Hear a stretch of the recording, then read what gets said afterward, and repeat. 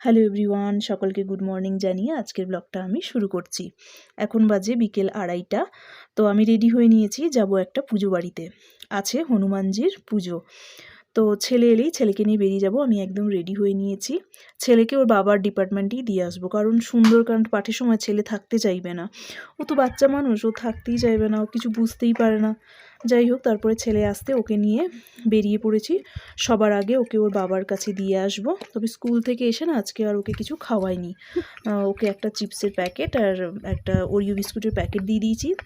দেওয়ার দরকারও ছিল না, কারণ ওর বাবার কাছে যাচ্ছে যখন, স্কুলে টিফিন টাইম হলেই ওকে খাইয়ে দেবে। তাও একটা দিয়ে দিলাম, যদি মন চায় তো খাবে, না চায় তো ঠিক আছে। তারপরে ওকে ওর বাবার ডিপার্টমেন্টে দিয়ে আমি চলে গেলাম পুজো বাড়িতে।